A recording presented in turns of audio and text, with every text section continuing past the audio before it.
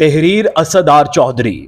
یہ 1940 کی ایک جھلستی ہوئی دوپہر کی بات ہے۔ ایک 14 سالہ لڑکا بہت تیزی سے سائیکل دوڑاتا ہوا موجودہ پاکستان کے شہر جھنگ کے قریب اپنے قصبے کی طرف جا رہا تھا۔ سخت گرمی کے باوجود اس نے سر پر پگڑی باندھ رکھی تھی، جس کی وجہ یہ تھی کہ غلطی سے حجام نے اس کا پورا سر مونڈ دیا تھا۔ جو ہی وہ اپنے محلے کی جانب پہنچا، دونوں جانب قطار میں موجود لوگوں نے اسے دیکھ کر خوشی کا اظہار کیا اور اس کے لیے تالیاں بجائیں۔ اس لڑکے نے پورے صوبے میں میٹرک امتحانات میں پہلی پوزیشن حاصل کر کے پچھلے تمام ریکارڈز توڑ دیے تھے۔ اس لڑکے کا نام ڈاکٹر عبدالسلام تھا۔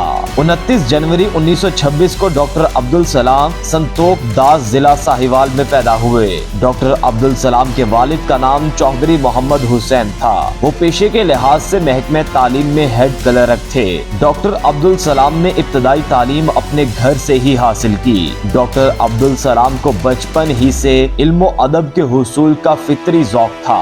جھنگ کالج میں میٹرک اور انٹر کا امتحان اول حیثیت سے پاس کیا۔ اس کے بعد تاریخی ادارے گورنمنٹ کالج لاہور میں داخل ہوئے۔ یہ ادارہ ڈاکٹر عبدالسلام کے لیے نہایت مفید ثابت ہوا۔ ڈاکٹر عبدالسلام کو گورنمنٹ کالج سے بے پناہ عقیدت تھی۔ وہ گورنمنٹ کالج میں راوی رسالے کے مدیر اعلیٰ اور کالج یونین کے صدر بھی رہے۔ ڈاکٹر عبدالسلام ایک تو بچپن ہی سے ادبی ذوق رکھتے تھے اور دوسرا گورنمنٹ کالج کی ادبی فضا نے ان کی شخصیت پر گہرے اثرات مرتب کیے۔ انگریزی اور اردو ادب سے نہایت شغف رکھتے تھے۔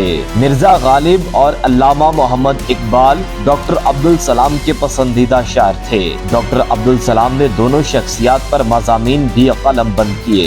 گورنمنٹ کالج ہی سے انہوں نے اول درجے میں BA آنرز اور MA ریاضی کے امتحانات میں کامیابی حاصل کی۔ انعام کے طور پر ڈاکٹر عبدالسلام کو اعلیٰ تعلیم کے حصول کے لیے کیمبرج یونیورسٹی پڑھائی جاری رکھنے کا وظیفہ جاری ہوا۔ ماسٹرز تک تعلیم حاصل کرنے کے بعد عبدالسلام کے پاس دو ہی راستے تھے کہ یا تو وہ سول سروس سے وابستہ ہو جاتے یا اعلیٰ تعلیم کے لیے بیرون ملک کا رخ کرتے، لیکن ایک چھوٹے سے زمیندار کے بیٹے ہونے کے ناطے ان کے پاس اتنے وسائل نہیں تھے۔ خوش قسمتی سے عبدالسلام کو ایک اسکالرشپ مل گئی اور پڑھنے کے لیے انگلینڈ روانہ ہو گئے۔ انہوں نے 1946 میں سینٹ جان کالج کیمبرج میں داخلہ لیا اور اپنا ٹرائی پاس BA آنرز صرف 2 سال میں مکمل کر لیا، جبکہ یہ کورس 3 سال کا ہوتا ہے۔ اس کامیابی پر انہیں رینگلر کا خطاب دیا گیا۔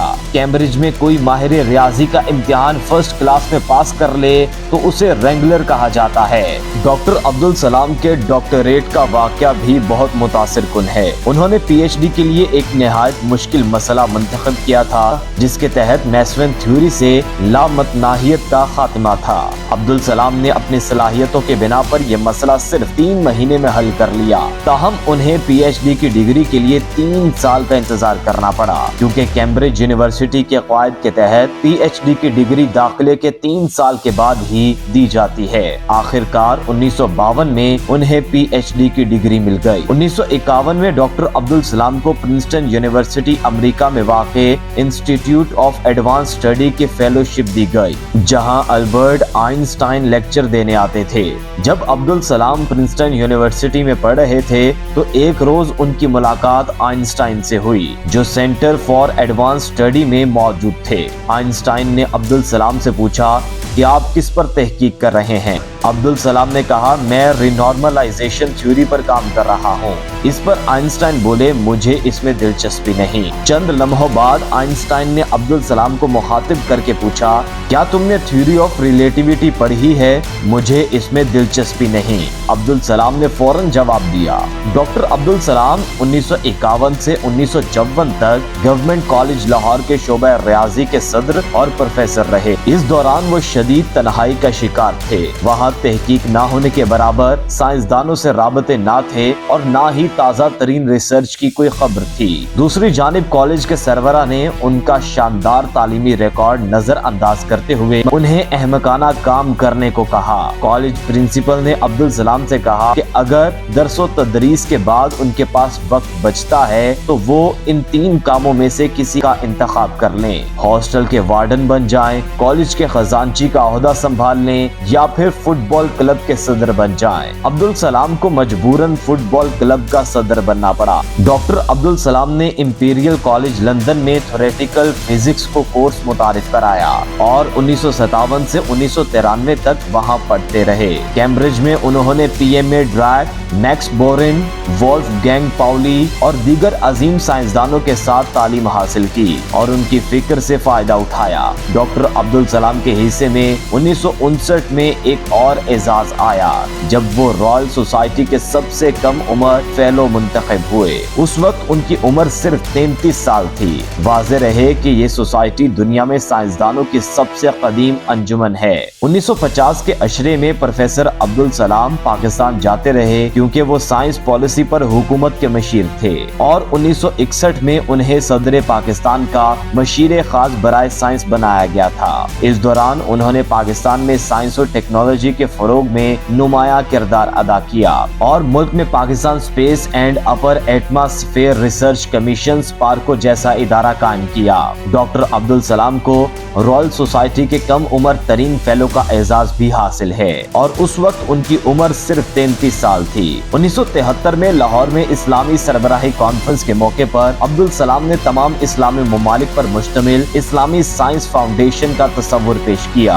1960 में इंटरनेशनल एटॉमिक एनर्जी एजेंसी की एक मीटिंग में शिरकत के दौरान अब्दुल सलाम ने international centre for theoretical physics ICTP का मंसूबा पेश किया। वो एक ऐसा प्लेटफॉर्म चाहते थे जहां दुनिया भर में खुसूसन तीसरी दुनिया के माहिरीन फिजिक्स आकर एक दूसरे से तबादला ख्याल कर सकें और इस तरह अमीर ममालिक की जानिब जहानत के फरार को रोका जाए। डॉक्टर अब्दुल सलाम चाहते थे कि ये मरकज पाकिस्तान में बने। उन्होंने इसका जिक्र सदर अयूब खान से भी किया था। सदर अयूब खान ने इस पर अपने वजीर खजाना मोहम्मद शुएब से मशवरा मांगा तो शुएब ने कहा कि अब्दुल सलाम साइंसदानों के लिए एक होटल बनाना चाहते हैं, ना कि कोई बैनुल अक़वामी मरकज है। डॉक्टर अब्दुल सलाम का कॉल था, तरक्की उस यकीन से शुरू होती है कि जो जरूरी है वो मुमकिन है। इसी जज्बे के साथ उन्होंने फिजिक्स में मौजूद 4 अहम कुव्वतों के इत्तेहाद यूनिफिकेशन का नजरिया पेश किया। डॉक्टर अब्दुल सलाम ने बरकी मकनातीसी,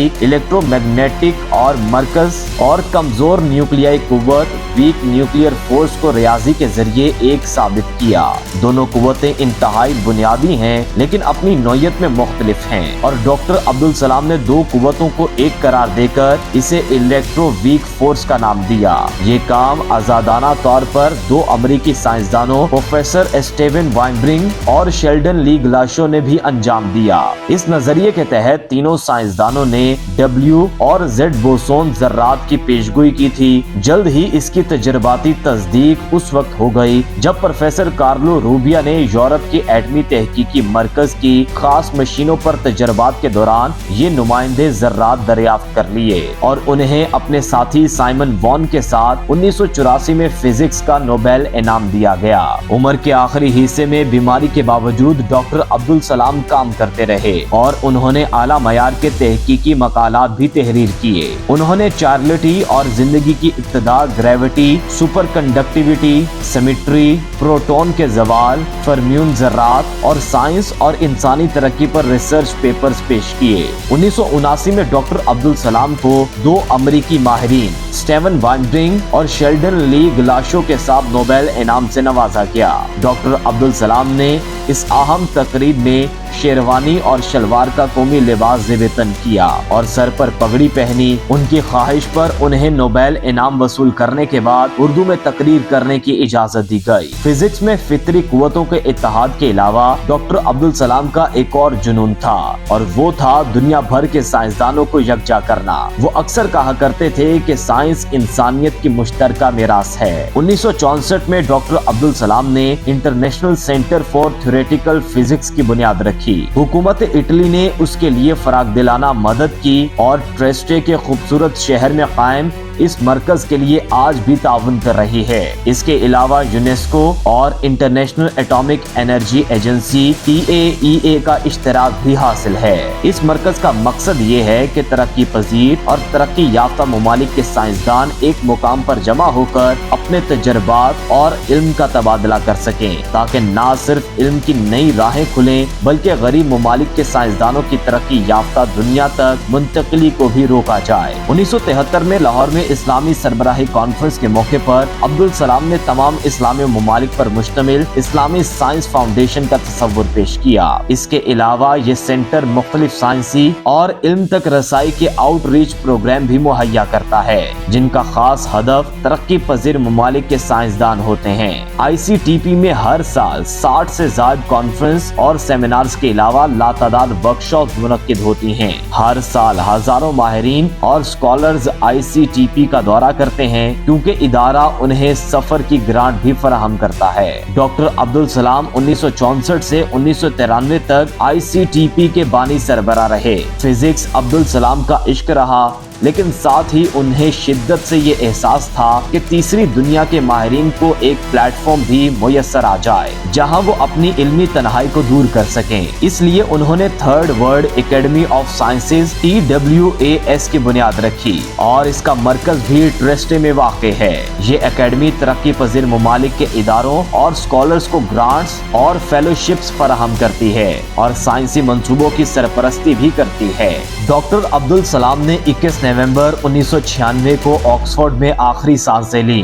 डॉक्टर अब्दुल सलाम की पहली शादी 19 बरस की उम्र में खानदान की जानिब से चचाजाद कजन से हुई, जिनसे उनके 4 बच्चे हैं, मगर कभी भी ज़हनी हम आहंगी ना हो सकी। दूसरी मनपसंद शादी 1968 में डॉक्टर लुइस जॉनसन से हुई, जो अकीदे के एतबार से धैर्या थी और उनसे 2 बच्चे हैं, एक बेटा और बेटी। डॉक्टर लुइस जॉनसन तालीम और काबिलियत में डॉक्टर अब्दुल सलाम के हम पल्ला थी। डॉक्टर लुइस को डॉक्टर अब्दुल सलाम अपना स्पिरिचुअल यानी रूहानी पार्टनर कहा करते थे। दूसरी शादी के बाद डॉक्टर अब्दुल सलाम ने अपनी वफात तक तकरीबन तमाम वक्त डॉक्टर लुइस के साथ ही गुजारा था, हत्ता कि उनकी बीमारी में खानदान के शदीद असरार और जाती ख्वाहिश को मद्देनजर रखकर की गई उनकी आखिरी वसीयत के मुताबिक मैयत पाकिस्तान ले जाना तय थी। वफात डॉक्टर लुइस सलाम के पास हुई और वही अपने बेटे के साथ वसीयत पर अमल करते पाकिस्तान मैयत ले गईं। डॉक्टर अब्दुल सलाम एक सच्चे मुहिब्बे वतन थे। आपको कई ममालिक की तरफ से नेशनैलिटी की पेशकश भी हुई, मगर आपने इस ख्याल से मुस्तरद कर दी कि उनका एजाज नोबेल इनाम पाकिस्तान के बजाय किसी और मुल्क से मंसूब ना हो। डॉक्टर अब्दुल सलाम निहायत मुनकसरुल मिजाज और अच्छे इखलाक के मालिक थे। हल्का अहबाब में सबके साथ मोहब्बत भरा रिश्ता था। आप पाकिस्तान समेत गरीब और तरक्की पजीर ममालिक से गुर्बत और जहालत के खात्मे के ख्वाहिशमंद थे और मेहनत शाका से इसके सदेबाब के लिए हर मुमकिन मुआवनत फरमाई। आप पाकिस्तान में मशीर साइंस के ओहदे पर भी फाइज रहे और एटॉमिक एनर्जी कमीशन में Pakistan nuclear science and technology इदारे की बुनियाद रखी। पाकिस्तान में साइंसी तालीम और इसकी तरक्की और फरोग के लिए हमादम कोशा रहे।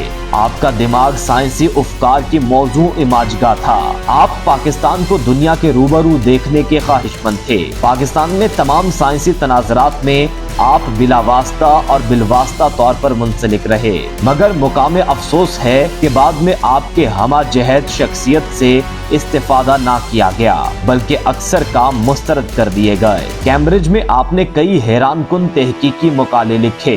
यहीं से आपको मकबूल साइंसदान होने का शर्फ हासिल हुआ। इस एतराफ में आपको दुनिया के बेहतरीन शोहरत के हामिल 25 अवार्ड से नवाजा गया।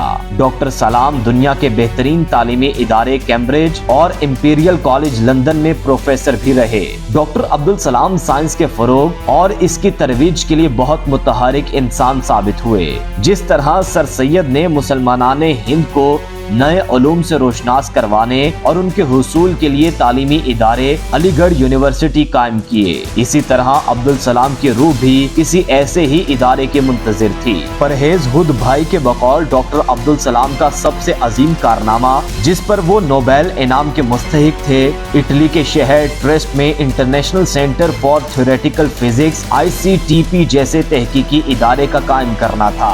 इस इदारे ने साइंस की तहकीकी मैदान में इनकलाब برپا कर दिया। इस इदारे से आज हजारों साइंसदान मुस्तफीद हो चुके हैं, जबकि सैकड़ों ऐसे हैं जिन्होंने नोबेल इनाम हासिल किए। ये शाहकार इदारा पसमानदा और तरक्की पजीर ममालिक के मुहक्किकीन के लिए पारस पिथर साबित हुआ। आपको आपकी ख्वाहिश के मुताबिक अपने वतन की मट्टी रबवा में वालदैन के कदमों में सुपुर्दे खाक किया गया।